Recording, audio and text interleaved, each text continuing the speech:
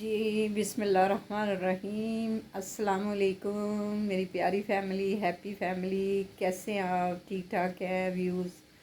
और सुनाएं, सब खैर खैरियत से हैं?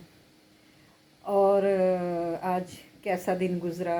मेरा तो आज ऐसे गुज़रा कि मैं सो के उठी, थोड़ी लेट हो गई, फिर मैं लेटी रही। थोड़ी तबीयत भी अपसेट थी तो फिर मैं गई हूँ। कल मेरे ग्लासेस टूट गए थे, जो मैंने आप लोगों से ज़िक्र भी किया था आप सबसे। तो वो मैं फिर ग्लासेस बनवाने गई, न्यू ग्लासेस वो लेके आई हूँ। तो मुझे कह रहा था कि बाजी एक दो दिन तक, मैं कहा नहीं भाई अभी चाहिए, मेरे पास ग्लासेस नहीं हैं। तो मेरी नज़दीक की नज़र थोड़ी सी वीक है, तो मुझे अभी बना दें। फिर मैं काफ़ी बैठी रही उधर। तो उसके बाद फिर उसने मुझे ग्लासेस बना के दिए। मैंने कहा "आप मुझे अभी बना देंगे?" मैं कहा मुझे फिर आना पड़ेगा। कहता कोई बात नहीं बाजी, मैं बना देता हूँ। तो देखें, जब इंसान नियत करता है ना तो वो अल्लाह ताला रिज़्क़ देते हैं। मुझे ना आज दिल कर रहा था कि मेरे यहाँ ना साग खाऊं और मकई की रोटी हो, क्योंकि ये हमारी सर्दियों की सौगातें होती हैं। फ़िश हो गई, साग हो गया, सूप हो गया, आलू वाली रोटियाँ हो गई, मूली वाली रोटियाँ हो गई। ये हमारा कल्चर है। और जो हमारे बहन भाई बाहर बैठे होते हैं वो इन चीज़ों के लिए तरसते हैं। तो अल्लाह ताला उनको जल्दी अपने बाल बच्चों के पास भेजे और ये अच्छी अच्छी सौगातें खाएं, वो खैरियत से आएँ, अपने बच्चों से मिलें सर्दी मौसम में। तो उनके लिए ये बहुत मायने रखती है चीज़ें। वो परदेश में रहते हैं तो ज़ाहिर है बाहर के खाने तो आपको पता है कैसे होते हैं, और मैदे का भी बेड़ा गर्क होता है। तो मैं आज मेरा दिल कर रहा था, वो मैं बयान करने लगी। तो मैंने कहा आज मेरा दिल कर रहा है कि मैं मकई की रोटी और ये खाऊं। तो मेरी नेबर का मुझे आ गया फ़ोन, कहती किधर है? मैं कहा मैं घर पे ही हूँ। कहती है वो ना हमने मकई की रोटी और वो साग बनाया, तो क्या आप खाना पसंद करेंगी? मैंने कहा हाँ। मैं कहा वो दिल कर रहा था कि मैं आटा लेके आऊँ और ख़ुद से बनाऊँ रोटी। तो कहने लगी नहीं आप ना परेशान ना हो, मैं ना भेजती हूँ आपको। तो आपको मैं चेक कराती हूँ, मुझे पकड़ा के गई हैं, अभी मैंने खाया नहीं है। तो मैंने कहा पहले मैं व्लॉग बना लूँ फिर स्टार्ट करूँगी खाना। तो मैं आपको ये दिखाने लगी हूँ, देखिएगा, ये देखिएगा, ये है।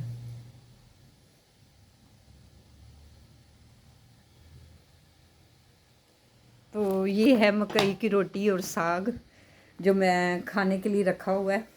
वो कहते हैं ना कि यहाँ से साफ़ हो तो अल्लाह ताला देता है रिज़्क़, और अल्लाह की ज़ात दे देती है। और बस इसी तरह फिर मैं आज जब नमाज़ पढ़ने लगी तो एक चुपकली आ गई दरवाज़े के नीचे से, मोटी सी। तो मैंने ना ड्राइंग रूम में ना जाल नमाज बिछाई रखी होती है, मैं आपको दिखाती हूँ। मैं ये जाल नमाज जब मैंने नमाज़ पढ़नी होती है ना तो फिर मैं इसको सीधा कर लेती हूँ। ये देखें, ये देखें,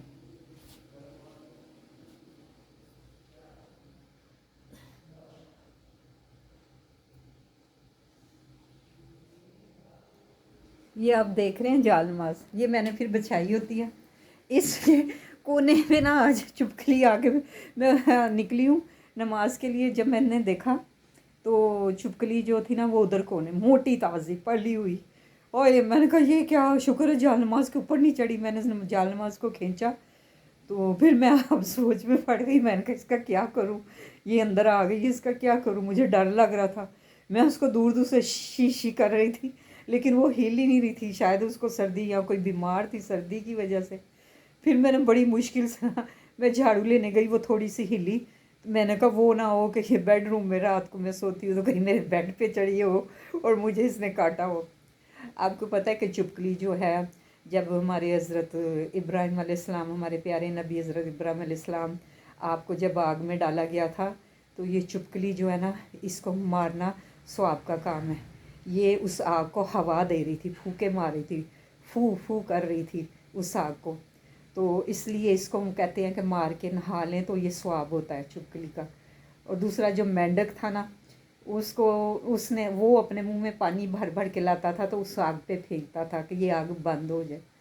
मैं अब मैं कहा ये चुपकली का करूँ क्या, किधर इसको निकालूं? फिर मैंने झाड़ू लाई तो मैंने उसके ऊपर मारा, वो माशाल्लाह सेहतमंद थी। फिर वो घुस गई उधर, मेरे दूसरा वो उधर पड़ा हुआ एक टेबल सा उसके नीचे। अब मैं बैठी रही, मैंने कहा ये कहीं किसी तरफ निकले तो मैं कुछ करूं। बहरहाल फिर वो ना उसके नीचे से निकली है। بھی پتہ نہیں کہاں گھس گئی ہے. میں بیٹھی رہی ہوں, میں ڈرتی رہی ہوں. میں نے کہا یار اب کیا کروں کیا نہ کروں. بہرحال وہ پھر اب مجھے پتہ نہیں کہ کدھر گھس گئی ہے. تو چلے نکلے گی تو پھر میں نے سپرے بھی کیا جدھر گھسی ہے کہ شاید یہ اس کی اسمیل سے نا یہ بے ہوش ہو جائے گی یا مر جائے گی. تو لیکن دیکھیں کل تک وہ اللہ کرے کہ مری ہوئی مجھے ملے. اور جناب اور سنائے سب خیر خیریت. کیا بات ہے آپ لوگوں نے مجھے لائک کرنا چھوڑ دیا ہے. تو پلیز مجھے لائک کیا کریں پلیز. آپ کی وجہ سے ہی تو میں ولاگ بناتی ہوں. تو آپ لوگ ہی نہیں مجھے لائک کریں گے تو میں کیا کروں گی. آپ ہی میری فیملی ہو, ہیپی فیملی سویٹ فیملی میں نے آپ کا نام رکھا ہوا ہے. تو یہ آپ لوگ دیکھ لیا کریں. کسی نے مجھے ولاگ میں کمنٹس کیا کہ آپ زیتون کا تیل کھاتی ہیں, کسی کو تو چربی میں بھی ہانڈی بنانا نصیب نہیں ہوتی.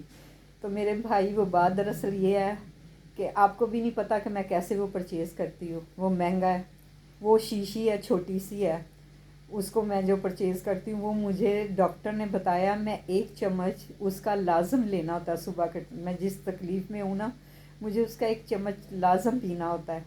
تو آپ پلیز مائنڈ نہ کریں, ایسی کوئی بات نہیں. میں بھی مجبوری میں لیتی ہوں, نہیں تو اتنا مہنگا کون لے, یہ تو بہت مہنگا ہے. تو اب میری ایک جاننے والی تھی بچی, وہ میرے گھر آتی ہوتی تھی. تو اس کا میاں سعودیہ میں ہوتا ہے. تو میں نے اس کو کہا کہ وہ تمہارا میاں نے آنا ہے تو مجھے وہاں سے منگوا دو. تو کہنے لگی باجی میرے میاں تو نہیں آ رہے لیکن میرے میاں کے کوئی دوست آ رہے ہیں یا وہ کارگو کے ذریعے نا آپ کو بھیج دیں گے. میں نے ان سے بات کی ہے. تو بھائی یہ میری بھی پہنچ سے دور ہے, تو پلیز ذرا سوچ سمجھ کے کمنٹس کیا کریں. تو ایسے بات نہیں کرتے. کیا میں شوق سے کھاتی ہوں؟ آپ کو کیا پتہ میں کیسے پرچیز کرتی ہوں. یہ تو اللہ ہی جانتا ہے پردے کی جو باتیں ہوتی ہیں. اب انسان ہر پردہ تو نہیں کھول کے رکھ سکتا. تو پلیز آپ ایسے نہ کہا کریں, میرا دل بہت دکھا. جن کے پاس نہیں ہے کھانے کو اللہ تعالیٰ, میں تو ہر ویڈیو میں یہ کہتی ہوں کہ اللہ تعالیٰ ان کو دے, ان کو اتنا دے کہ کسی چیز کی کمی نہ ان کے رزق میں برکت ڈالے. آمین ثم آمین. اور جو بھی بھائی بہن ہیں اپنے بچوں کے لیے جاتے ہیں کمائی کا ذریعہ, اللہ ان کو اپنے زمان میں خیر خیریت میں اپنے بچوں میں. وہ بیچارے کتنے کتنے سال پردیس کاٹتے ہیں, ان کی بیویاں بیچاری برداشت کرتی ہیں, وہ بہنیں کیا ان کا دل نہیں کرتا کہ ان کے شوہر ان کے پاس ہو. اور جب ان کے شوہر چلے جاتے ہیں تو ان بیچاریوں کے سر پہ پڑ جاتی ہیں بچوں کو اسکول سے لانا چھوڑنا. وہ بڑی ذمہ داری ہو جاتی ہے. یہ ان سے پوچھیں بیچاری یہ کیسے کرتی ہیں. تو اللہ تعالیٰ سب کو حفظ و امان میں رکھے, سب کے لیے آسانیاں پیدا کرے. آپ لوگوں کے بھی لیے, میرے بھی لیے, اور اس ملک کے لیے بھی. اور اس ملک میں جو بھائی جیلوں میں بند ہے جلسوں کی وجہ سے, اللہ کرے اللہ ان کی رہائی کرے. ان کی بیوی ہیں, ان کے بچے ہیں, وہ پتہ نہیں کیسے کھا پی رہے ہوں گے. دیکھیں معافی تو میرے اللہ کو بھی پسند ہے. اللہ کہتا ہے جو معاف کر دے نا وہ مجھ میں ہے, مجھ میں سے ہے. تو جو معاف نہیں کرتا دل میں ملال رکھتا ہے تو معاف کر دیں ان کو. چھوٹے چھوٹے بچے ہیں. پہلے دور میں ہمارے نبی پاک بھی ہوتے تھے.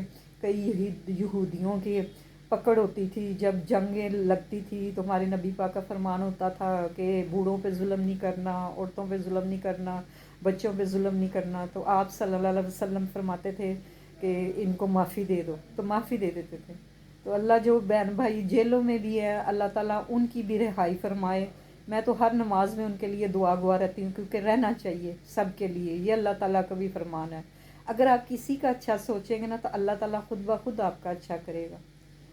اور میری طرف سے میری ڈھیروں دعائیں ہیں, ڈھیروں دل سے دعائیں نکلتی ہے. اللہ تعالیٰ آپ سب کے لیے اچھا رکھے اور آپ لوگوں کے لیے آسانیاں پیدا کرے, ہمارے ملک کے لیے آسانیاں پیدا کرے, ہمارے ملک کا سب مشکلوں کو دور فرمائے اللہ تعالیٰ. اور میری یہ دل سے دعا ہے. اور مجھے اجازت دیں, آپ کی بہن آپ سے اجازت چاہتی ہے. اللہ حافظ.